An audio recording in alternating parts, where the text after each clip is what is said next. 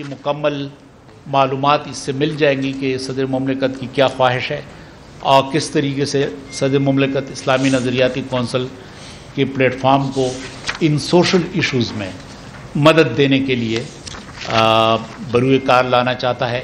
ایک جو انہوں نے میرے نام ایک خط لکھا تھا وہ الگ سے آپ کے پاس کاپی ہے اور ہینڈ ریٹن بھی ہے ان کا حصہ، وہ بھی اس حوالے سے ہے کہ پانی کا جو ضیاع ہے پاکستان میں اور اس کے روکنے کے لیے ہم کس طرح علماء کرام کو اور دینی طبقات کو اعتماد میں لے کر اور پھر ممبر و محراب کے ذریعے اس موضوع کو آگے لے جا سکتے ہیں۔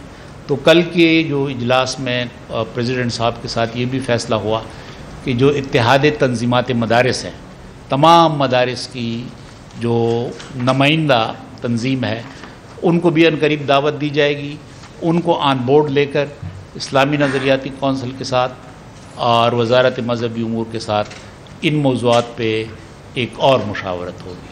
تو یہ وہ باتیں تھی جو تلخیص ہے اس ڈیلیبریشن کا جو 2 دن کونسل کے ممبران کی ہوئی اور پھر صدر مملکت کے ساتھ ان کا اجلاس ہوا۔ ایک بار پھر میں آپ کا شکریہ ادا کرتا ہوں۔ یہ بتائیے گا آپ نے نیب کے حوالے سے جو ڈسکس کیا ہے، آپ نے انیشیٹو لیا ہے یا گورنمنٹ یا کسی اور ادارے کی جانب سے اس کا جائزہ لینے کے لیے کہا گیا؟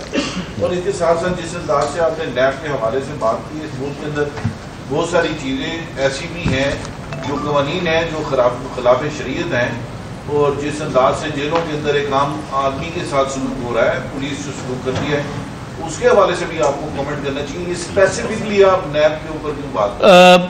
بطور خاص آپ کو پتہ ہے کہ اور اس وقت یہ چیز کچھ زیادہ ہی بڑھ گئی ہے کہ، اور میں اللہ تعالیٰ کا شکر بھی ادا کرتا ہوں کہ جو بھی واقعات ہوں تو میڈیا ڈیفینیٹلی اسلامی نظریاتی کونسل کی طرف آتا ہے، مجھے کنٹیکٹ کرتا ہے۔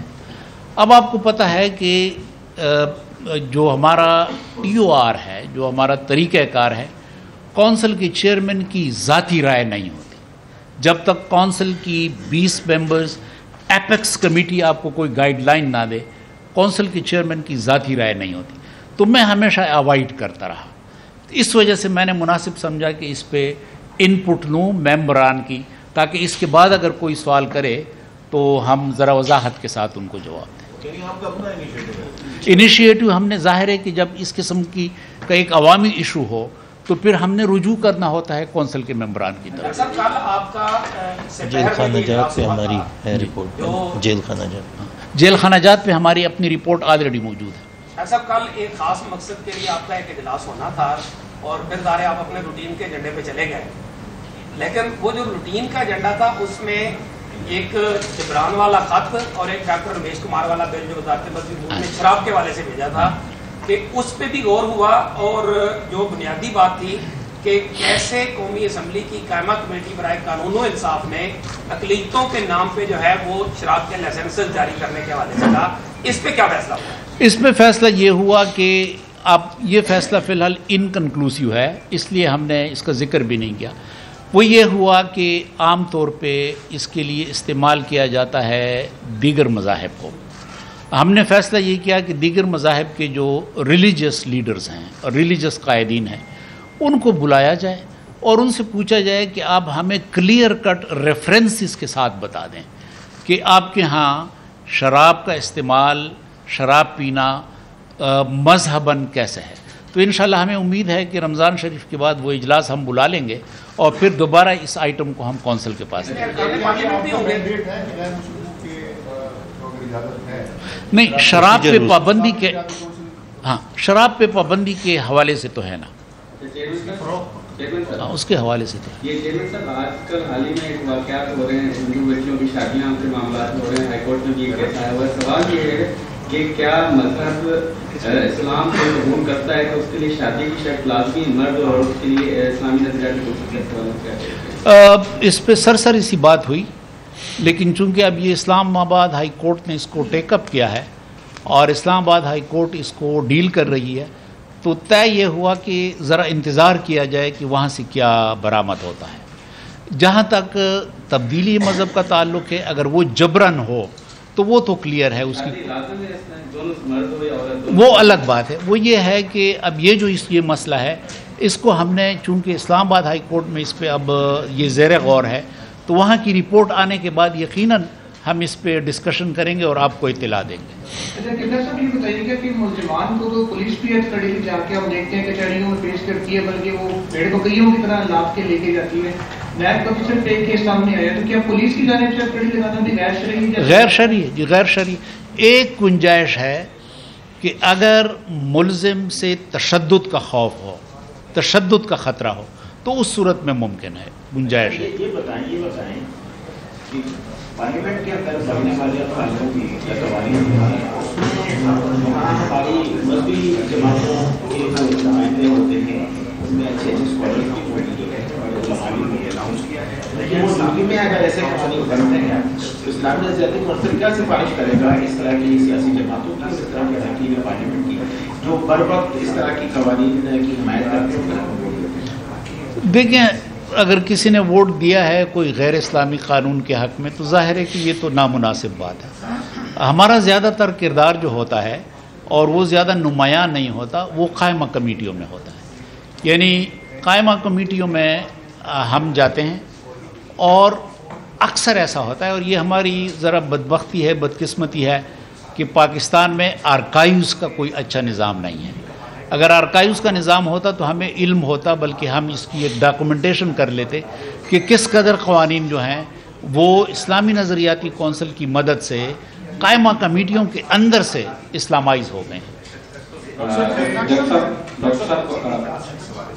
سر میرا یہ سوال ہے کہ پچھلے دن بھی یہ بات چلتی رہی ہے کہ ریاست مدینہ کی طرف قدم بڑھانے کی کوشش کی جا رہی ہے، اس کے میں مشاورت بھی کی گئی تھی. اس پر آپ اسلامی نظریاتی کونسل اور حکومت کے درمیان اب تک کیا پیشرفت ہوئی ہے؟ کوئی خاکہ تجویز کیا گیا ہے؟ وہ کیا خاکہ ہے؟ ہم نے ابتداءً کام اس پہ کیا، وہ میکرو لیول کا تھا، مائکرو لیول کا نہیں تھا. میکرو لیول کا تھا. کونسل کے سامنے ہم لے گئے، کونسل نے اس کے لیے کمیٹی نہیں بنائی، ورکنگ گروپ بنایا. ورکنگ گروپ کی آج اپروول ہو گئی کونسل میں، تو انشاءاللہ اب یہ ورکنگ گروپ اس پہ کام کرے گا میکرو لیول پہ. ہم نے مائکرو لیول کے لیے تجویز یہ دی ہے کہ اس کے لیے باقاعدہ ٹاسک فورس کا قیام کیا جائے جو حکومت کی طرف سے.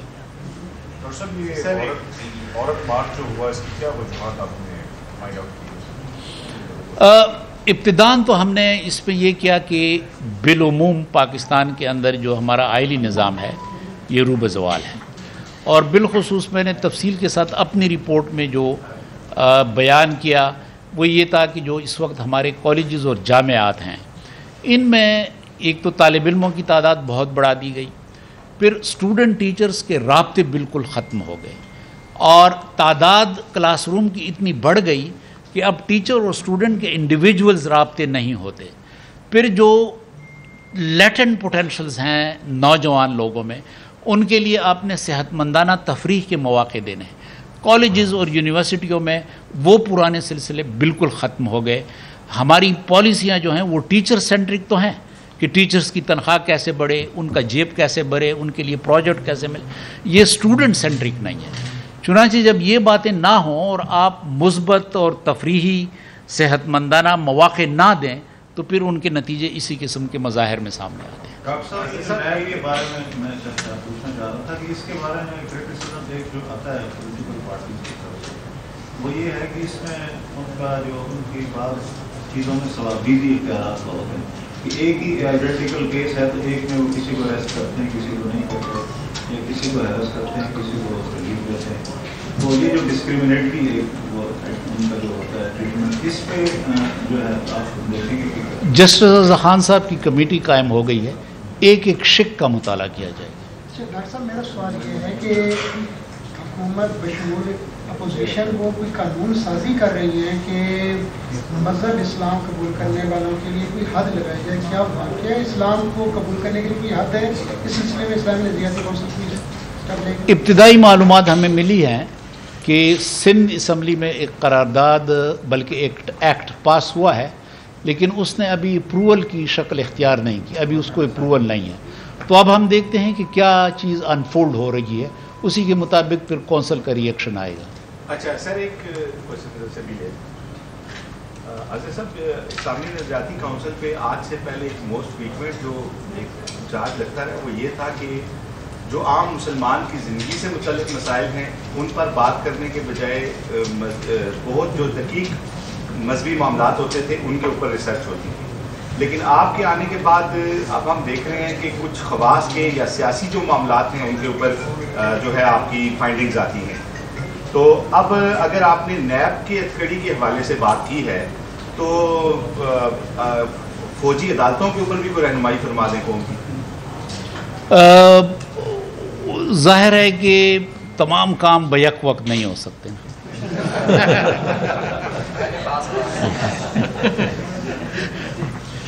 अच्छा डॉक्टर साहब,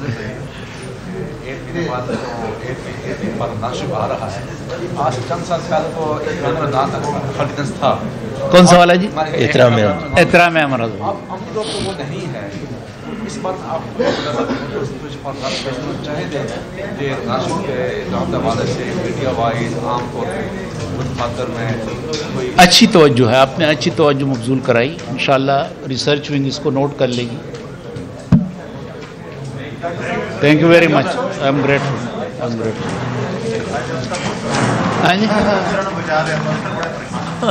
कौन से चेयरमैन किबला अयाज जो है वो मीडिया से गुफ्तगू कर रहे थे। उनका कहना था कि नैब की जानिब से मुल्जिमान को हथकड़ी लगाना जायज़ नहीं है, नौजवान ज़हनी तनाव का शिकार हैं।